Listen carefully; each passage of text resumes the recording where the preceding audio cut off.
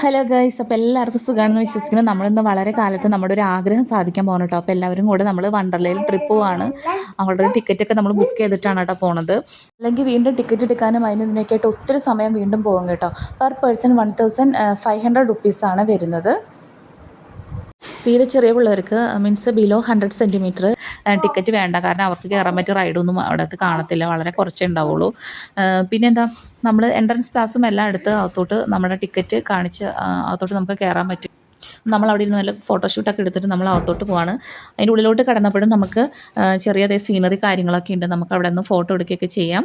അങ്ങനത്തെ ഒരു തുഴയും വഞ്ചിയൊക്കെ കണ്ടപ്പോൾ അമ്പുക്കുട്ടനും ഉണ്ണി കണ്ണനും കുഞ്ഞാറ്റയും കൂടെ അതിൻ്റെ അകത്ത് കയറി ഇരുന്ന് കളിക്കുകയാണ് കേട്ടോ. അപ്പം നമ്മൾ വേറെ കാഴ്ചകളൊക്കെ കണ്ട് ഇപ്പുറത്ത് നടക്കുമായിരുന്നു. ഇനി നമ്മൾ പോകുന്നത് നമ്മുടെ ലോക്കർ ഫെസിലിറ്റീസിന് വേണ്ടിയിട്ടാണ് കേട്ടോ. അപ്പോൾ അവിടെ ക്യൂ നിന്നും അവിടെ നമ്മൾ ലോക്കറിൻ്റെ കീ മേടിക്കണം. ഒരു ലോക്കറിന് 400 രൂപയാണ് കേട്ടോ. അപ്പോൾ നമ്മൾ അവിടെ ഒരെണ്ണമേ എടുത്തിട്ടുള്ളൂ. ലേഡീസിനും ജെൻസിനും നമുക്ക് വേറെ എടുക്കാവുന്നതാണ്. നമ്മൾ ഒന്നേ എടുത്തുള്ളൂ. എന്നിട്ട് ഒരു കൂട്ടർ പോയി ഡ്രസ്സ് മാറി വന്നിട്ട് അടുത്ത കൂട്ടർ പോയി ഡ്രസ്സ് മാറി അങ്ങനെയായിരുന്നു. അപ്പം പിന്നെ എന്താ ലോക്കർ കുത്തി നിറച്ചൊക്കെയാണ് കേട്ടോ വെച്ചത്. നമ്മൾ ഇവിടുന്ന് പോകുമ്പോഴേ ഡ്രസ്സ് മാറി ചേഞ്ച് ചെയ്തിട്ട് സ്വിമ്മിങ് സ്യൂട്ടൊക്കെ പോലത്തെ, അതായത് വാട്ടർ റൈഡൊക്കെ ഉള്ളതുകൊണ്ടായിരിക്കും അവർ അങ്ങനത്തെ ഡ്രസ്സ് പ്രിഫർ ചെയ്യുന്നത്. അപ്പം അവിടെ ഇഷ്ടംപോലെ ഡ്രസ്സ് എടുത്തിട്ടില്ലെങ്കിൽ അവിടെ ഇഷ്ടംപോലെ ഡ്രസ്സ് ഉണ്ട് കേട്ടോ. ഒരുപോലത്തെ അവിടെ നമ്മൾ ഈ വണ്ടർലയുടെ 50 മിനിറ്റ്സ് എത്തുന്നതിന് മുന്നേ തുടങ്ങി ഈ ഡ്രസ്സിൻ്റെ ഓരോ കടകളും ഉണ്ട് കേട്ടോ. അപ്പോൾ നമുക്ക് അവിടെ നിന്ന് തന്നെ പർച്ചേസ് ചെയ്യാം. അല്ലാത്തവർ ഇങ്ങനത്തെ ഡ്രസ്സൊക്കെ ഉള്ളവർ ഇട്ടുണ്ട് തന്നെ വേറെ ഡ്രസ്സായിട്ട് വന്നു കഴിഞ്ഞാൽ പെട്ടെന്ന് നമുക്ക് റൈഡിലൊക്കെ കയറാം. അല്ലെങ്കിൽ നമ്മുടെ സമയം വെറുതെ പോകത്തുള്ളൂ. ഒത്തിരി സമയം നമ്മൾ ഡ്രസ്സ് മാറാനും ഒരുങ്ങാനും അതിനൊക്കെ ആയിട്ട്, പിന്നെ ഡ്രസ്സൊക്കെ ഊരി നമുക്ക് വരാനൊക്കെ ആയിട്ട് ലേഡീസിന് ഭയങ്കര സമയം എടുക്കും, ഡിസ്കംഫർട്ടൊക്കെ ആയിരിക്കും. അപ്പോൾ നമ്മളത് ഇട്ടുകൊണ്ട് വരികയാണെങ്കിൽ നമ്മൾ വാട്ടർ റൈഡിലൊക്കെ കയറി എല്ലാവരും ശേഷം മാത്രം നമുക്ക് ബാത്റൂമിൻ്റെ അവിടേക്ക് പോയിട്ട് ഡ്രസ്സ് മാറിയാൽ മതി കേട്ടോ. അപ്പോൾ പിന്നെ അതാണ് ഏറ്റവും എളുപ്പം. പിന്നെ നമ്മൾ ഹോട്ടലിൽ നിന്ന് എന്തെങ്കിലും ചെറിയ സ്നാക്സൊക്കെ കയ്യിൽ കരുതുന്നത് വളരെ നല്ലതാണ്. ഒരു കുഞ്ഞു ബാഗ് എന്തെങ്കിലും കുട്ടികൾക്ക് കഴിക്കാൻ വേണ്ടിയിട്ട്. അതെന്താണെന്ന് വെച്ച് കഴിഞ്ഞാൽ നമുക്കവിടെ നിന്ന് ഇറങ്ങി കഴിയുമ്പോഴത്തേനും 2-3 റൈഡിൽ കയറി കഴിയുമ്പോഴത്തേനും നല്ലതായിട്ട് വിശക്കും. അന്നേരം നമ്മൾ കഴിക്കാനൊക്കെ സാധനം കിട്ടാൻ ഭയങ്കര ബുദ്ധിമുട്ടാണ്. അവിടെ ഒരുപാട് നേരം വെയിറ്റ് ചെയ്താൽ മാത്രം ചിലപ്പം കുറച്ച് ബണ്ണും ഫ്രഞ്ച് ഫ്രൈസൊക്കെ കിട്ടും. അപ്പോൾ അത് വിശപ്പും മാറൂല, നമ്മുടെ സമയവും പോവും, പൈസയും വേസ്റ്റ് ആവും. അങ്ങനെ ഒരു അവസ്ഥയായിരിക്കും കേട്ടോ.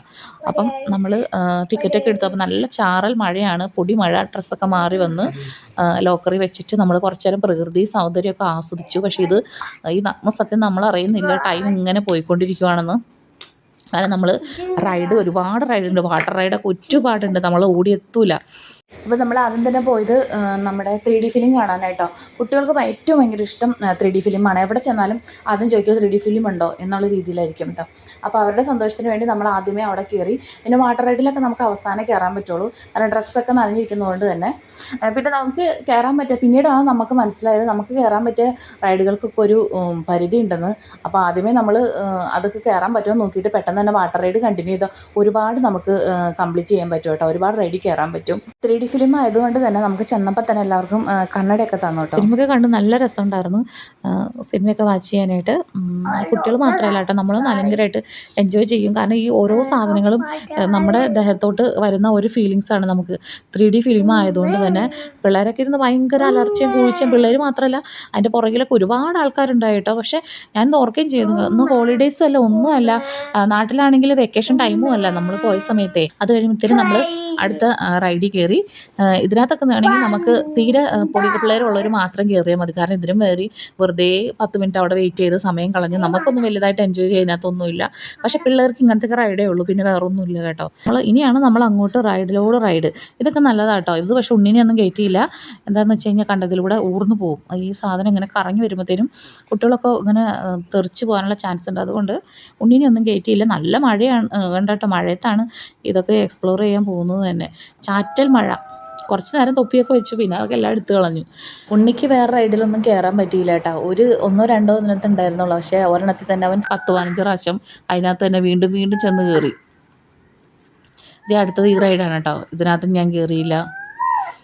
കാരണം ഇതൊക്കെ ഭയങ്കര നമുക്ക് ഫീൽ ചെയ്യും, പക്ഷെ അത്ര ഡേഞ്ചറൊന്നും അല്ല എന്നാണ് കയറിയവരൊക്കെ പറയുന്നത്. പക്ഷെ നമുക്ക് ഭയങ്കരമായിട്ട് പേടി വരും കേട്ടോ. കണ്ണൻകുട്ടൻ എല്ലാത്തിലും കയറി നന്നായിട്ട് എക്സ്പ്ലോർ ചെയ്ത് complete utilisation of all resource എന്നാണ് കേട്ടോ. അപ്പോൾ അവനെല്ലാം അടിച്ച് പൊളിച്ച്, കാരണം അവന് മാത്രമേ ധൈര്യം ഉണ്ടായിരുന്നുള്ളൂ കൂട്ടത്തിൽ. അതുകൊണ്ട് ഒന്നാമത്തെ മഴയത്ത് ഇങ്ങനെ തെന്നിയൊക്കെ കിടക്കുന്നതുകൊണ്ടും ഈ റൈഡിലൊക്കെ കയറാൻ പേടിച്ചിട്ടാണ് നമ്മളിരുന്നത്.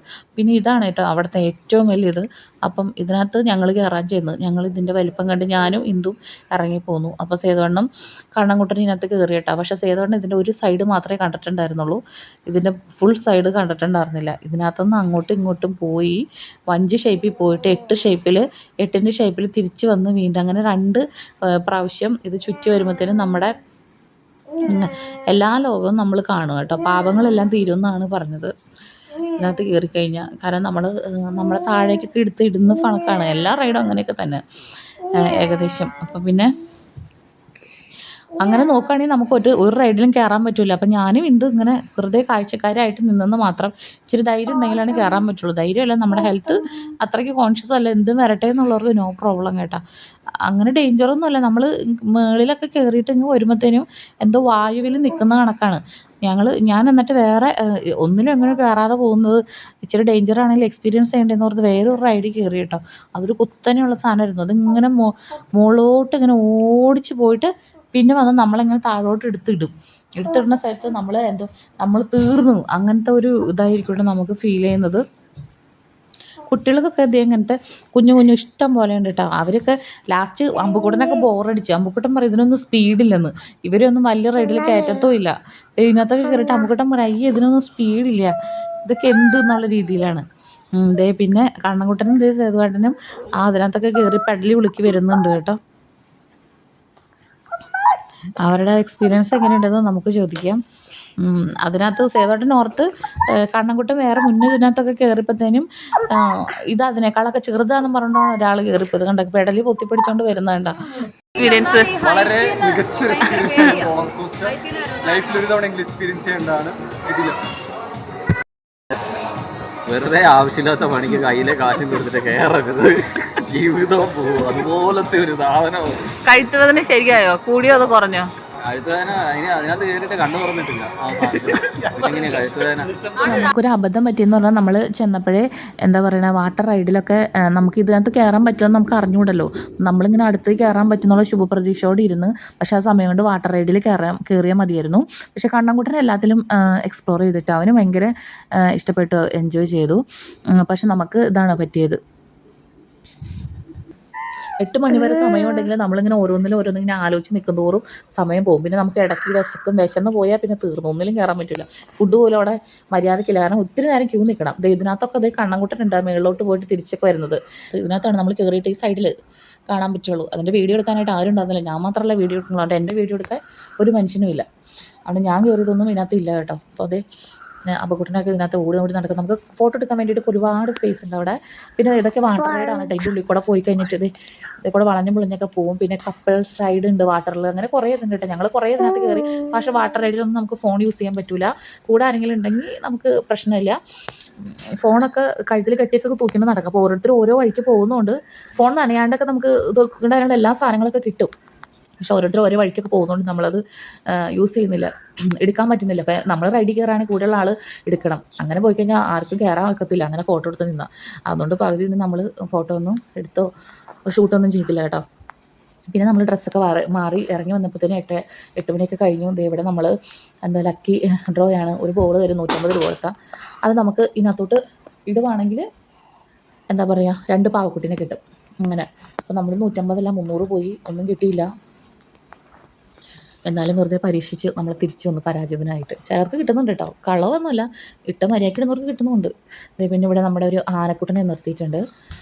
പിന്നെ അവിടെ ഒരു കഥകളിയുടെ ഒരു ഇത് വെച്ചിട്ടുണ്ട്. പിന്നെ നമ്മുടെ ചെണ്ട കൊട്ടുന്ന ആ ഒരു ഇത് വെച്ചിട്ടുണ്ട്. എല്ലാം നമ്മളെ വെൽക്കം ചെയ്യുന്ന സമയത്ത് ഇതെന്താ ടെഡി ബിയർ. ഇതിനെ കണ്ടിട്ട് ഉണ്ണിക്ക് പേടിയായിട്ടാണ്, കൈ കൊടുക്കാൻ പറഞ്ഞിട്ട് ഉണ്ണി കൊടുത്തില്ല. അതേ കരയുക ആനക്കുട്ടൻ്റെ അടുത്ത് നിന്ന് ഫോട്ടോ എടുക്കുക. ഇവിടെ എഴുതിച്ചിരിക്കുന്നത് ഹബീബി വെൽക്കം ടു വണ്ടർലാ എന്നാണ് കേട്ടോ. അപ്പം അതിനകത്ത് തലയൊക്കെ ഇട്ട് നമുക്ക് ഫോട്ടോ എടുക്കാം. ഒരാൾ അതിൻ്റെ അകത്ത് തല കയറ്റി വെച്ച് നിൽക്കുന്നുണ്ടോ.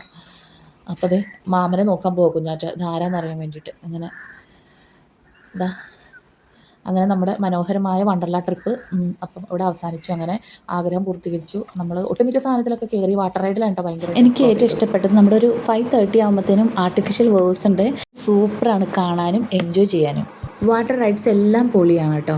പിന്നെ ആരുടെയെങ്കിലുമൊക്കെ ബർത്ത്ഡേ ഉണ്ടെങ്കിൽ ഒരു ടിക്കറ്റ് ഫ്രീ ആണ്. കപ്പിൾസൊക്കെ ആയിട്ട് പോവുകയാണെങ്കിൽ അവർക്ക് നന്നായിട്ട് എക്സ്പ്ലോർ ചെയ്യാൻ പറ്റും കേട്ടോ.